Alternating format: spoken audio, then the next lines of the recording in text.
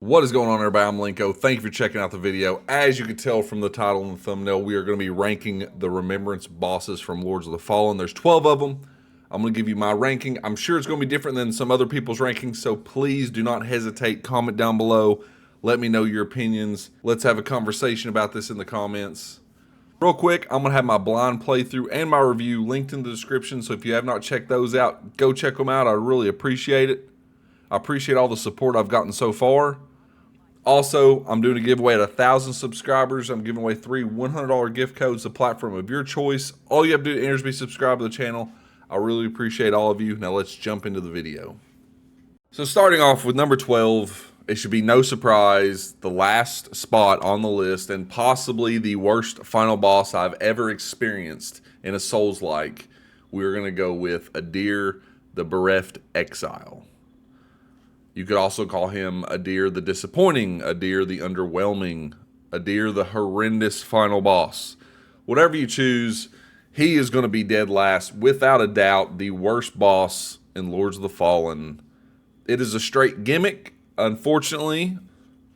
It did take me 2 attempts to beat this fight. My first attempt, I was running around like a chicken with my head cut off. Did not realize at first that you had to kill the enemies with the Adyr symbol on them to actually deal damage. Did not take me long to figure it out. It was a very easy fight after that, but it was just unfortunate. It would have been significantly better if it would have been a one-on-one humanoid type battle. I think it could have been a lot of fun, but I feel like they just took the easy way out on this one. And that is why Adyr, the epically disappointing, comes in at number 12, dead last on this list. Moving on to number 11, we have the Hollow Crow. This is another gimmicky boss fight for the most part, although it does have a significant challenge compared to the previous Adyr. But still wasn't a very difficult boss fight. You essentially had to soul fillet the spirit before you could deal damage. And it would have 3 phases to go through as far as the enemies that populated the arena. It would progressively get a little bit harder with the enemies you had to deal with, but all you had to do ultimately is soul fillet the spirit, deal some damage, moving on to the next part of the phase. Not a big fan of this boss fight. I'm not a big fan of gimmick boss fights in general, but this one in particular, I think it took me about 4 tries to beat. It wasn't very difficult, but it was a definite step up compared to Adyr. Coming in at number 10, we have the Spurned Progeny. This boss is definitely a step up from the previous 2, but it does still have a gimmick that kind of makes the boss significantly easier once you figure it out. This boss has 2 phases. The first phase takes place in the lower arena. You can attack its ankle. Once you take the boss's health down so far, you will then trigger the next phase, which the lower level will fill up with lava, and you'll have to go to an upper section of the arena to continue the battle.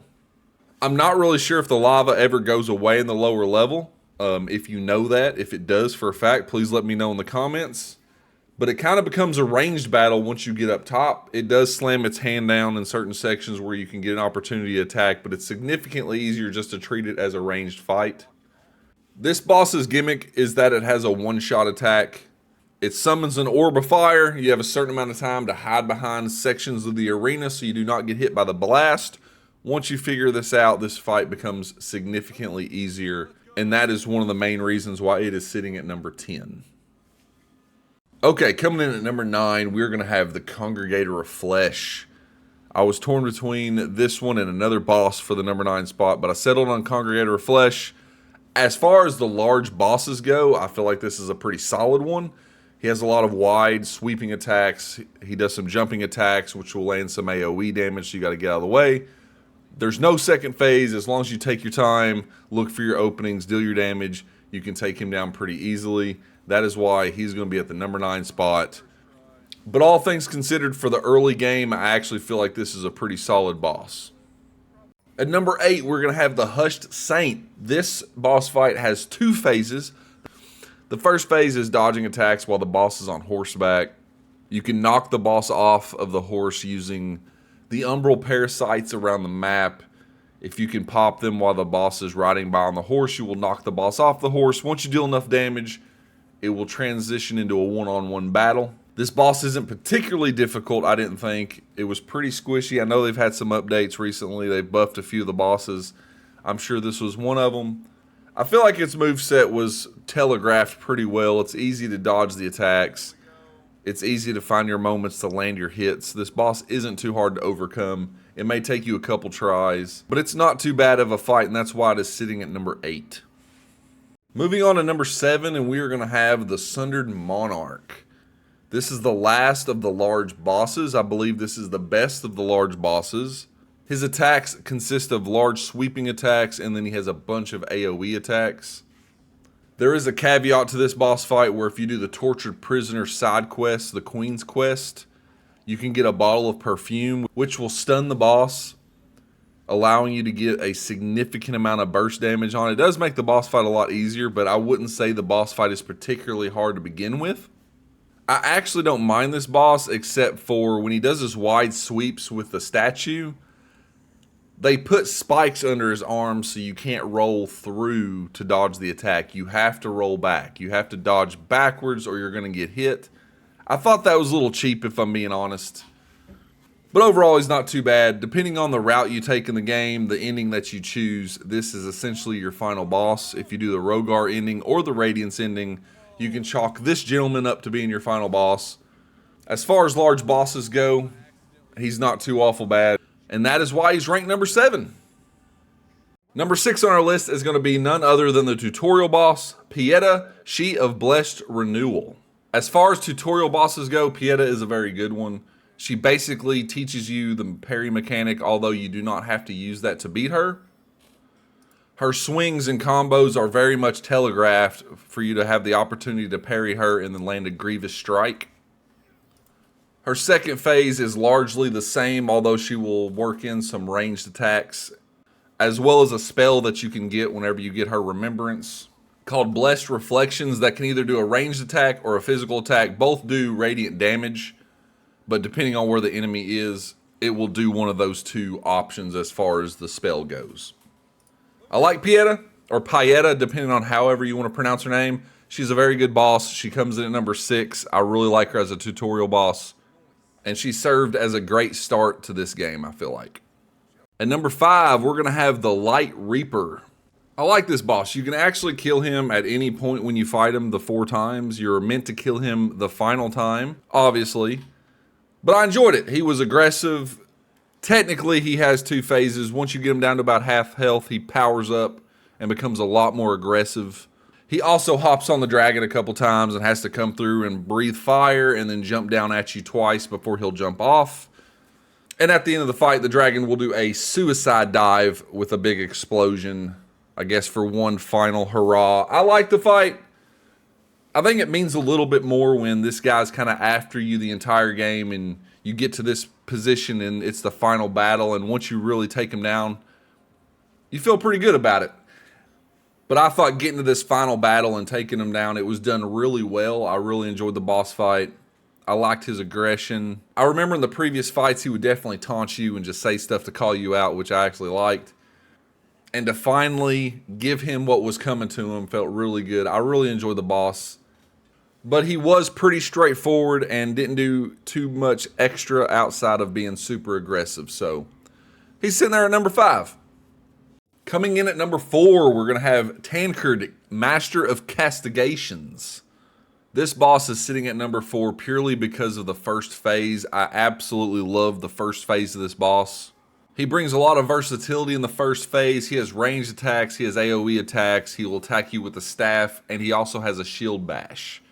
This boss right here is actually the boss that took me the longest to beat.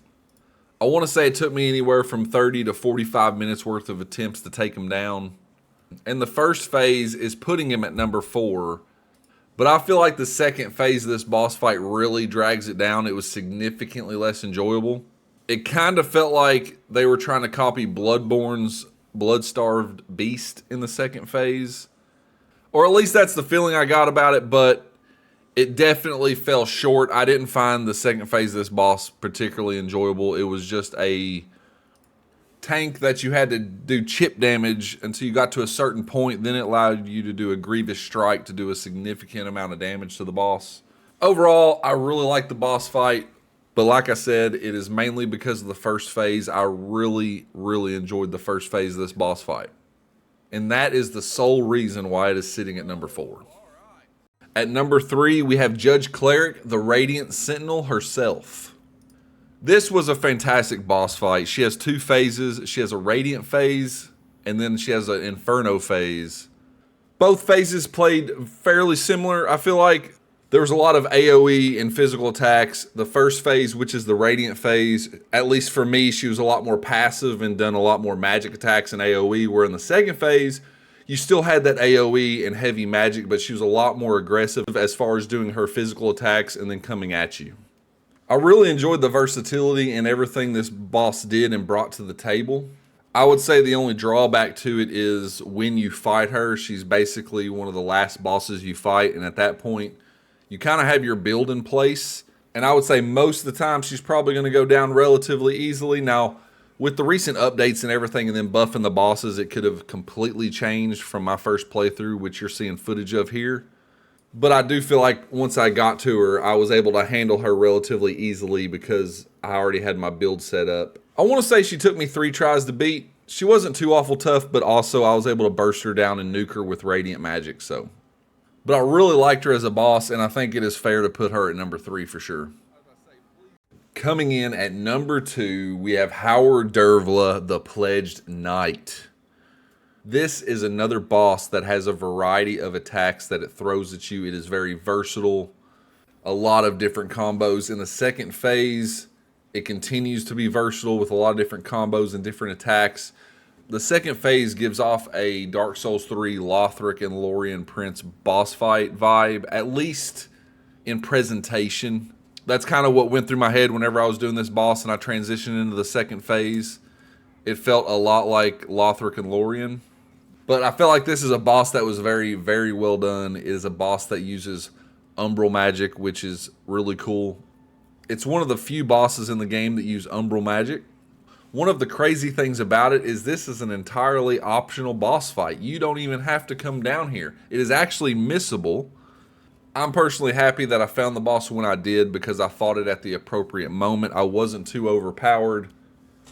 I technically did beat this boss on my first try, although when I was coming down through the depths, I got in a situation where I was low on health and I didn't have a seed placed anywhere, so I just started running kind of past enemies and I ran into this boss arena with very little health. Obviously died.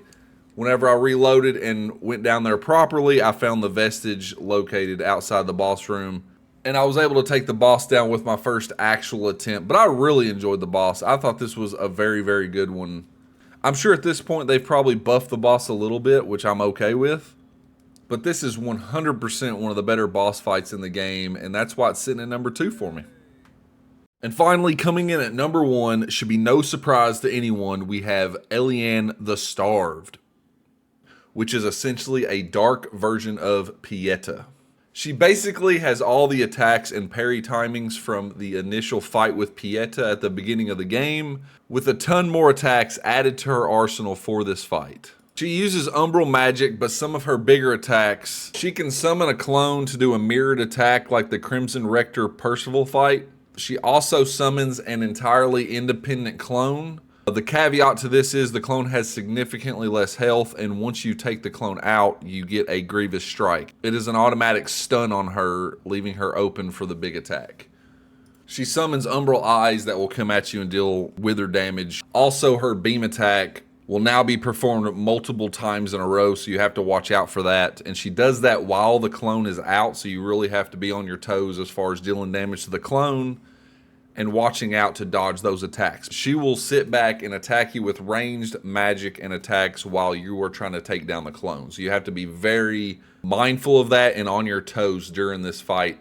The good news about this fight is it is only one phase, but she will summon the clone of herself for you to take down multiple times. But I absolutely love this boss fight. Easily the best fight in the game. It is the most legit. It is the most difficult. I fought her on my second playthrough. Hands down the best boss fight in the game, and that is why she is 100% in the number 1 spot.